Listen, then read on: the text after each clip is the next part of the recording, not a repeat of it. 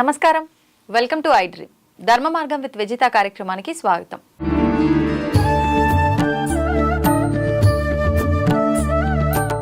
ప్రస్తుతం మనతో పాటు ఉన్నారు శ్రీ స్వామి స్థిత ప్రజ్ఞానంద సరస్వతి గారు. ఇప్పుడు వారితో మాట్లాడి మరిన్ని మంచి మంచి విషయాలు అడిగి తెలుసుకునే ప్రయత్నం చేద్దాం. నమస్కారం అండి. హరి ఓం. స్వామీజీ, జీవులకి ప్రాణం ఉన్నట్టు మొక్కలకు కూడా ప్రాణం ఉంది అని చెప్పి మాట్లాడుకుంటూ ఉంటాం. అయితే మరి జీవులకి ప్రాణం ఉంది, మొక్కలకి ప్రాణం ఉంది. కానీ శాకాహారులు ఏం మాట్లాడతారు అని అంటే, మాంసాహారులు జంతువుని చంపి తింటున్నారు అంటే జీవహింస జరుగుతుంది అని చెప్పి. మరి శాకాహారులు కూడా చంపి తింటున్నట్టే కదా, ఆకుకూరలు ఇవన్నీ కూడా ప్రాణంతో ఉన్న ఒక చెట్టును కట్ చేశారు అని అంటే దాని ప్రాణం కూడా తీసినట్టే కదా. మరి ఇది హింస కింద కాదా? మాంసాహారం తినే వాళ్ళదే జీవహింస అవుతుందా? ఈ ప్రశ్న చాలా ఉత్తమమైన ప్రశ్న అమ్మా. ఎందుకంటే ఈ ప్రశ్నకి సమాధానం చెప్పాలని నేను వెతుకుతున్నాను. ఎక్కడ ప్రశ్న అడుగుతారా సమాధానం చెప్పాలని. వాస్తవానికి మనం నాన్ వెజ్ అంటే మాంసాహారం తినడం వలన హింస అవుతుందని సమాధానం చెప్తూ ఉంటారు. అది పూర్తి స్థాయి సమాధానం కాదు.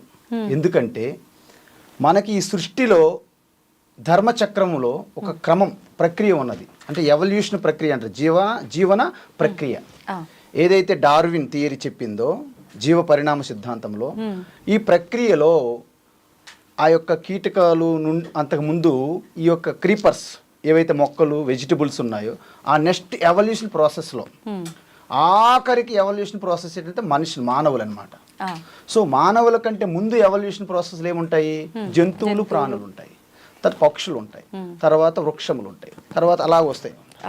అందువలన ఇప్పుడు మనకి వెజిటేరియన్ తినడం వలనను మాంసం తినడం వలన తేడా ఏంటంటే, మనకి మన ఎవల్యూషన్ జంతువులకి మనకు దగ్గరగా ఉంటుంది సంబంధం. అందుకే కోతి నుంచి పుట్టాడు మానవుడని మనం పాటలు పాడుతుంటారు. ఇప్పుడు కూడాను మనకి కోతికి చాలా దగ్గర చేష్టలు ఉంటాయి. మన మైండ్ ఈజ్ ఆల్మోస్ట్ ఆల్ కోతితో సమానం, కోతిగానే ఉంటుంది. అందువలన మనలో ఉన్నటువంటి ఎంబైబింగ్ అనమాట. అంటే ఏంటి? మనం ఈరోజు టమాటాలు తింటున్నాం, తినే ముందే టమాటా, తిన్న తర్వాత ఏమవుతుంది? టమాటా ఈజ్ నో మోర్ టమాటా, మీ కింద మారిపోతుంది. సో అందువలన వెజిటేరియన్ మీట్లో మీలో జీర్ణం డైజెస్ట్ చేసుకోవడం చాలా సులభమైన ప్రక్రియ. ఎందుకంటే దానికి మనలో ఉన్నటువంటి ఈ ఎమోషనల్ భావనలకి ఇనిమిటీ తక్కువ. ఈజీగా దాన్ని మనం డైవర్ట్ చేసి కన్జ్యూమ్ చేసుకోగలం. ఒకవేళ మనం మాంసం తింటే ఆ జంతువుల్లో ఉన్నటువంటి ఏ ఫీలింగ్స్, ఏ భావనల ద్వారా దాన్ని ఫినిష్ చేశారో, దాన్ని చంపారో, ఆ క్రూరమైన శౌర్యమైన ఆ భీతిల్లినటువంటి ఆ ఎమోషన్స్ మీలో వెళ్ళిపోతాయి. అప్పుడు మీ ఎమోషన్స్ ఆ ఎమోషన్స్ ఇద్దరు టగ్ ఆఫ్ వార్ అవుతాయి. అందువలన ఆ వ్యక్తికి శాంతి ఉండదు, టెన్షన్స్ ఉంటాయి. ఇంకొకటి, డైజెషన్ చేసుకోవడం కూడా చాలా కష్టమైన పని. ఎక్కువ సమయం అవసరం, ఎక్కువ ఆక్సిజన్ అవసరం, ఎక్కువ బ్లడ్ అవసరం. కాబట్టి జనరల్గా మీరు హింసాపరంగా మాత్రమే కాకుండా మొక్కలు తినడం అనేది ఈ ప్రాణికి ఈ ధర్మచక్రంలో అవసరం. అందుకే పులికి సింహంకి వెళ్ళి నువ్వు నాన్ వెజ్ తినొద్దని చెప్పకూడదు. దానికి అది స్వాభావికమైన ఆహారం. కానీ మనిషికి అలా లేదు. మనిషికి అవకాశం, చాయిస్ ఉంది. నువ్వు నాన్ వెజ్ తినాలా, శాకాహారం తినాలా. ఆ చాయిస్ ఉండేటప్పుడు శాకాహారం తినాలనే మనకి శాస్త్రంలో చెప్పింది. ఎందుకంటే కలంజనం న భక్షయేత్, సురాం న పిభేత్, అంటే ఆల్కహాల్ తాగకూడదు, మాంసం తినకూడదు. అయితే మాంసం ఒకరు తినవచ్చు. ఎవరైతే శారీరకంగా కేవలం శారీరకమైన శ్రమ ఎవరు చేస్తారో వారికి మాంసం తినే అవకాశం ఇచ్చారు. అందువలన సైనికులు ఆ వాతావరణంలో, అత్యంత చల్లనే వాతావరణంలో శారీరకంగా ఎక్కువగా ఒక దృఢత్వం కావాలనేటప్పుడు మాంసాహారం కూడా తినవచ్చు అన్నారు. అంటే ఎంత హార్డ్ వర్క్ చేసినా, ఏం చేసినా, శారీరక శ్రమ ఎంత ఉన్నా మనుషులంతా ఒకటే కదా. అంటే ఒక జాతికి సంబంధించి ఇప్పుడు మానవ జాతి అని అంటే అది అందరికీ వర్తించాలి కదా, ఎక్కువ తక్కువ అలా ఎందుకు? అందరూ ఒకటైనప్పుడు మనకి ఇక్కడ అంతా వెజిటేరియన్ వెజిటబుల్స్ అవైలబుల్ ఉంటాయి. కొన్ని ప్రదేశాల్లో వెజిటబుల్స్ అవైలబుల్ ఉండవు. ఆ వాతావరణకు అనుకూలమైనటువంటి మనము ఆ డ్రెస్, ఆ భోజనం, ఆ వాతావరణం అన్నిటికీ మనము అడ్జస్ట్మెంట్ అవ్వాలి. అందువలన కొన్ని ప్రదేశాలలో అసలు వెజిటేరియనే ఉండదు, కేవలం వాళ్ళు చేపలు, ఈ పక్షులు, ఈ జంతువులు మాంసం మీద ఆధారపడాల్సి ఉంటుంది. అందువలన అక్కడికి వెళ్ళి మనము వాళ్ళని డిస్టర్బ్ చేయకూడదు, వాళ్ళు వచ్చి ఇక్కడ మనం డిస్టర్బ్ చేయకూడదు. ఇప్పుడు హైదరాబాద్లో మనం ఉన్నాం, ఇక్కడ మాంసం లేకపోతే నేను బ్రతకననే ఒక్క వ్యక్తి కూడా చెప్పడానికి వీలు లేదు. ఇక్కడ మాంసం తింటారు, వెజిటేరియన్ కూడా తింటారు. కానీ వెజిటేరియన్కి మాంసానికి డిఫరెన్సెస్ ఉన్నాయి, తేడాలు. వెజిటేరియన్ తినడం వలన నీకు లాభం. నీలో ఉన్నటువంటి 3 గుణములు ఉన్నాయని చెప్పాను, తమో గుణము, రజో గుణము, సత్వ గుణము. నువ్వు మాంసం తినడం వలన తమో గుణం పెరుగుతుంది. తమో గుణం పెరగడం వలన నీ యొక్క ప్రక్రియలు ఎవల్యూషన్ పైకి వెళ్ళవు, కిందకి వెళ్ళిపోతుంది. అంటే నీకు శారీరకంగా చూసుకుంటున్నావు తప్ప ఒక మనస్సు, బుద్ధి, ఇంకా స్పిరిచువల్ గా, ఆధ్యాత్మికంగా నీకు వృద్ధి లేదు. ఆధ్యాత్మికంగా వృద్ధి కావాలంటే బుద్ధి కౌశలంగా పనిచేయాలి, చురుకుగా పనిచేయాలి. బుద్ధి పనిచేయాలంటే ఆ వెజిటేరియన్ అనేది మీకు ఒక తోడ్పాటిస్తుంది, వృద్ధికి సహకరిస్తుంది. మాంసం తినడం వలన you need a lot of sleep. నీకు ఎక్కువ నిద్ర అవసరం, డైజెషన్కి ఎక్కువ సమయం పట్టాలి.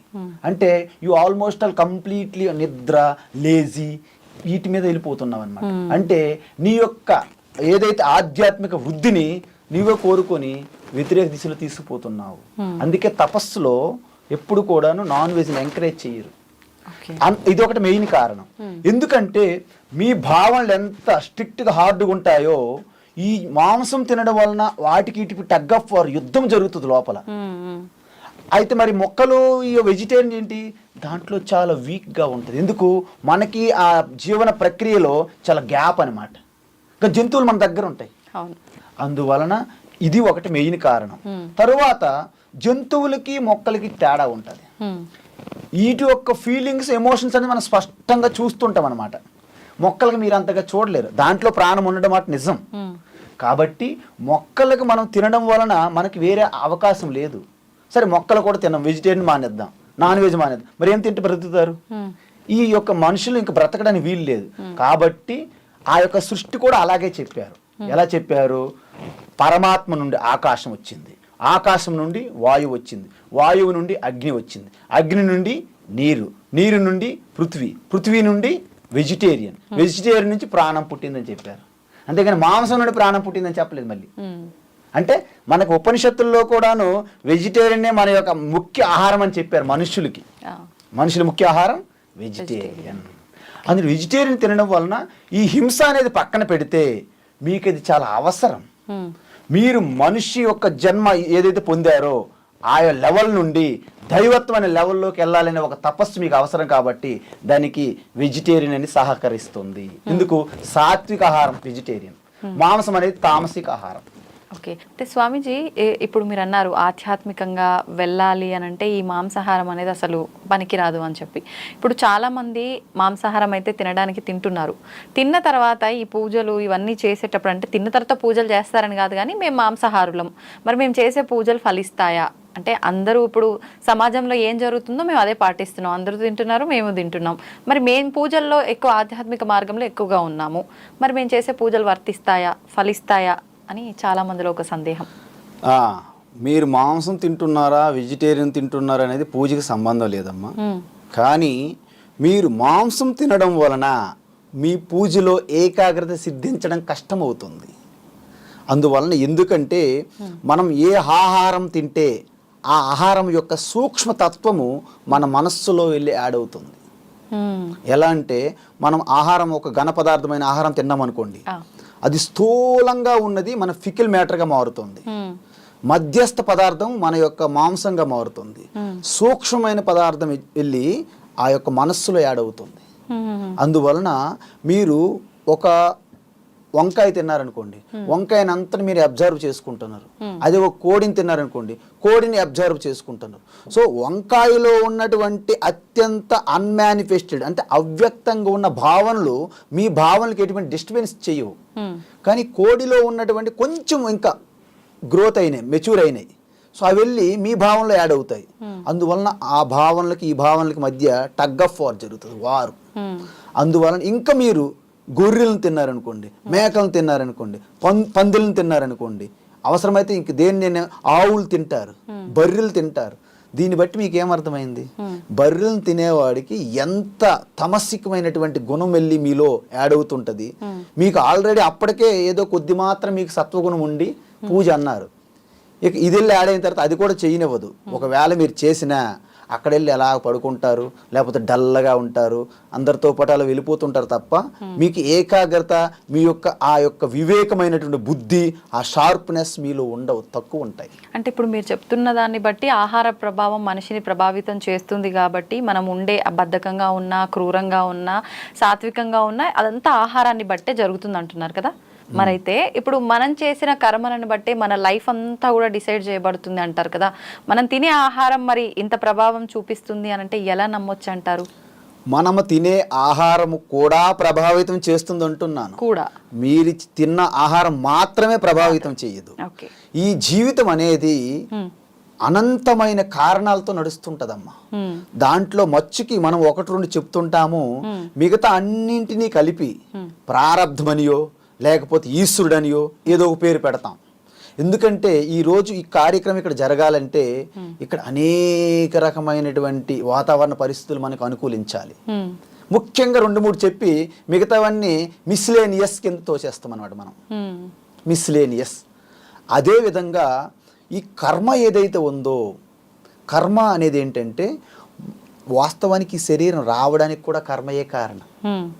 కర్మ ఇప్పుడు చేస్తున్న కర్మే కాదు, అనేక జన్మాంతరాల్లో మీరు ఈ శరీరం తీసుకున్నారు, విడిచిపెట్టారు, తీసుకున్నారు, విడిచిపెట్టారు, అలా జరుగుతుంటుంది.